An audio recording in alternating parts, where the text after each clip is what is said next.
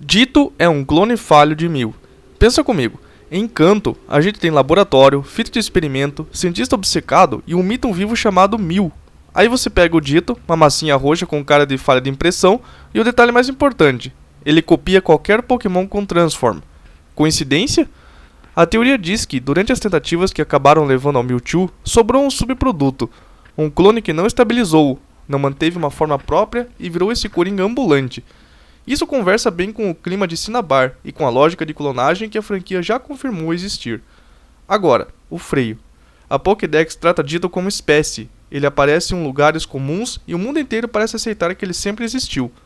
Então a teoria fica naquele lugar gostoso de faz sentido no clima, mas sem carimbo oficial. E se Ditto foi mesmo um erro, quantos outros erros a franquia escondeu? Raticate de Blue está morto. Essa é uma teoria que funciona porque o jogo coloca você no cenário certo. Você encontra o rival na Torre Pokémon em Lavender, onde o anime e os jogos deixam claro que Pokémon morrem e são homenageados. E o rival, que normalmente é só provocação e ego, aparece com uma energia estranha, impaciente, quase agressiva demais. A teoria encaixa como luva. Entre a Batalha do Saint N e esse encontro, o Raticate dele teria morrido, e ele estaria lá por causa disso. Só que o Pokémon é mestre em trocar times por progressão de rota em balanceamento. Um Pokémon sumir do time pode ser só o design de jogo, e como o rival nunca diz diretamente o que perdeu, você fica com o que o jogo te dá. Um lugar de luto, um personagem irritado e um silêncio enorme. E quando o Pokémon fica em silêncio, a internet faz barulho. O pai de Ash. Vamos para o anime, onde a ausência às vezes grita mais do que um plot twist. A mãe de Ash está lá, a rotina de Pallet está lá, mas o pai é quase um fantasma narrativo. Isso vira combustível infinito, porque o anime sempre tratou sair pelo mundo como o destino natural de treinador. Então é tentador pensar que ele é alguém importante. Talvez um treinador famoso, talvez um campeão, talvez alguém conectado a alguma região. Só que o próprio anime também é especialista em manter o foco no protagonista e cortar o resto. E aí entra a pergunta que fisga. Se a franquia consegue criar episódios inteiros sobre laços familiares de personagens secundários, por que o pai do Ash é sempre deixado fora do quadro? Isso é mistério proposital ou só conveniência de roteiro? Anne é um Zoroark. O Nova já nasce com esse clima de verdade versus mentira, e o Anne é o personagem perfeito para você desconfiar de tudo. Ele entende Pokémon de um jeito que parece impossível, aparece e some, e o discurso dele sempre soa como alguém que não pertence totalmente ao mundo humano. Aí você lembra do Zoroark, o mestre das ilusões, que no anime e nos filmes é retratado enganando a percepção de cidades inteiras. A teoria diz que Anne seria um Zoroark mascarado. O gancho aqui é óbvio. E se aquela humanidade dele for só uma camada? Só que a história dos jogos constrói o Anne com passado, papel social e uma jornada que funciona melhor como drama humano mesmo. E Pokémon costuma deixar bem claro quando algo é literalmente um Pokémon disfarçado. Então essa teoria vive num ponto delicado. Ela combina com o tema, mas briga com a estrutura do roteiro. Cubone é um Kangaskhan bebê. Se existe uma teoria que o anime ajudou a eternizar é essa, porque Cubone sempre foi mostrado como um símbolo de tristeza. A Pokédex insiste no luto, no choro pela mãe, no osso e na caveira. E Kangaskhan é a mãe por excelência, sempre com filhotes na bolsa. A teoria junta as duas peças e cria a imagem impossível de esquecer, um filhote órfão usando o crânio da mãe. Visualmente, especialmente em artes e sprites antigos, dá pra forçar o encaixe. E emocionalmente, bate forte. Só que quando você tenta colocar isso no sistema do mundo, trava. Cubone evolui para Marowak, não para Kangaskhan. E a franquia costuma tratar espécies como linhas bem definidas. A teoria não morre porque é provável. Ela não morre porque é cinematográfica. A idade de Ash. Quantas ligas, quantas regiões, quantas temporadas, quantos aniversários que nunca chegam. E mesmo assim, o Ash continua com a mesma idade. O anime pede para você aceitar um tempo elástico, quase como Simpsons. Só que Pokémon faz questão de mostrar passagem de tempo em pequenos sinais. Mudança de roupas, mudança de companheiros, mudança de tecnologia, novas regiões surgindo. E mesmo assim, o relógio biológico do Ash não mexe. Isso faz muita gente tentar resolver com explicações internas. Linha do tempo flutuante, recomeços suaves, ou até a ideia de que a jornada é contada num ritmo que não corresponde ao nosso calendário. O gancho é inevitável. Se o tempo não pesa para o Ash, será que pesa para alguém? Cães lendários são Evolutions. Agora vem a teoria que parece fanfic até você lembrar da história de Jotô. Incêndio na torre de Ekrutik. 3 Pokémon morrem, Ho-Oh revive e transforma aquilo em algo novo. Essa parte é lore mesmo, repetida e reforçada. A teoria só encaixa em uma peça a mais. E se os 3 fossem Eevee ou evoluções dele? Faz sentido porque Eevee é o símbolo do potencial elemental, e Raikou e Suicune são literalmente tempestade, vulcão e água pura em forma de Pokémon. A ideia é bonita, porque transforma um mito local em explicação biológica. Só que a história nunca nomeia quais eram os Pokémon originais. E Pokémon, quando quer conectar espécies, geralmente deixa migalhas mais claras. Ainda assim, a pergunta fica: por que a franquia jamais revelou o que eram, se isso não era para alimentar teoria? O Wobbuffet é só a cauda. No anime, o Wobbuffet vive como um alívio cômico, mas o design dele é inquietante se você parar para olhar. O corpo azul é quase um boneco. A cauda preta tem olhos e parece alerta. A teoria diz que o Wobbuffet verdadeiro é a cauda, e o corpo é um disfarce, uma isca para enganar inimigos. E se você pensa no comportamento dele nos jogos, ele não ataca normalmente. Ele reage, ele devolve, ele pune. Combina com um ser que não quer se expor. O contraponto é que a Pokédex descreve o conjunto como o Pokémon, não como duas entidades. Mas Pokémon também adora brincar com partes do corpo vivas em alguns designs. E aí o gancho volta. Você está olhando para o rosto certo ou para a máscara? Gengar é um Clefable morto. Essa teoria é o clássico design vira-lenda. Gengar e Clefable têm semelhanças de silhueta que já fizeram muita gente acreditar numa relação secreta. A teoria vai para o lado sombrio e diz que quando o Clefable morre, a alma dele pode virar um Gengar, uma versão distorcida e vingativa. E se você traz o anime e os jogos para a mesa, Fantasma sempre foi tratado como tipo associado à assombração, possessão, sombra, trote cruel. Lavender é praticamente um convite para esse tipo de leitura. O problema é que a franquia não usa a morte como mecanismo de evolução entre espécies diferentes, e nunca colocou nenhum vínculo oficial entre essas linhas. Mesmo assim, é o tipo de teoria que gruda, porque faz você olhar para Gengar e pensar: e se ele já foi fofo um dia? A Guerra Pokémon. Essa aqui muda o tom, porque não é sobre um Pokémon específico, é sobre o mundo. Em Kanto, você tem o Tenente Surge falando de guerra. Você tem cidades com estruturas militares, ruínas, laboratórios, cemitérios. E no mangá, várias coisas são bem mais agressivas do que no anime infantilizado, o que deixa a sensação de que o mundo Pokémon tem um passado pesado. A teoria diz que houve uma grande guerra envolvendo Pokémon, e isso moldou a sociedade moderna. Funciona, porque dá contexto para a tecnologia, para a necessidade de treinar criaturas tão poderosas e para a forma como a liga funciona quase como instituição.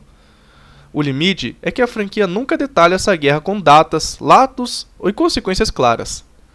Pode ser só referência solta, mas é aquele tipo de referência solta que muda a forma como você lê tudo. Genesect é um Kabutops. A Pokémon coloca Genesect como um Pokémon antigo modificado por uma equipe que o transformou em arma, com canhão e upgrades. Isso é quase uma confirmação de que mexeram em um fóssil e criaram outra coisa.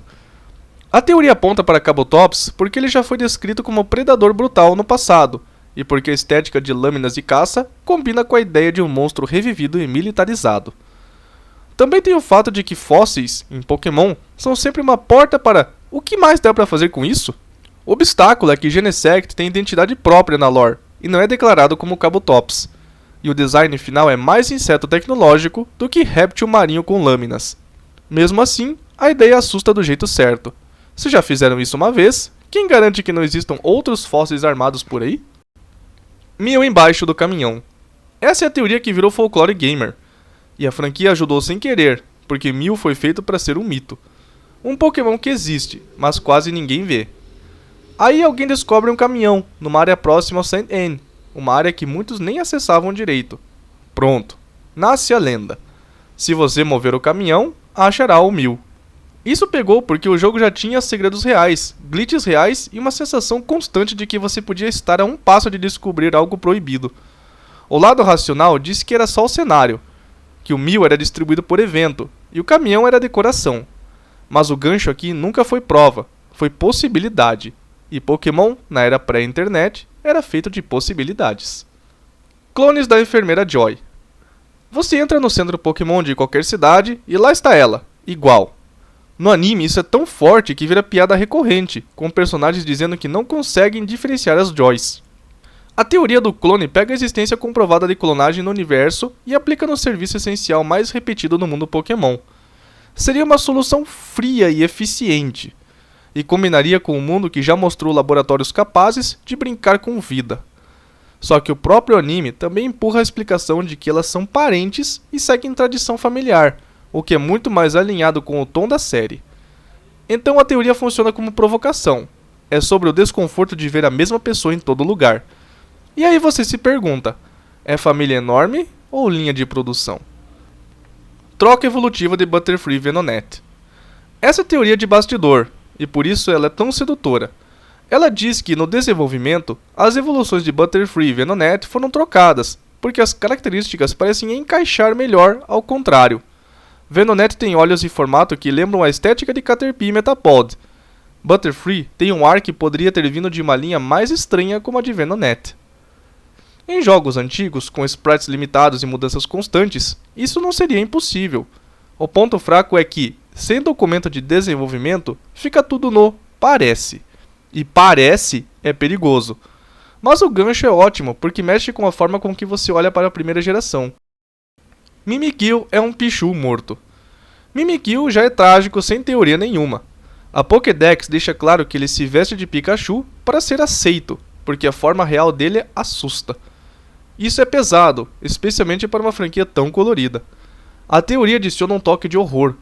E se por baixo do pano existe um Pichu ou Pikachu morto, e o Mimikyu é literalmente uma casca tentando ser amado?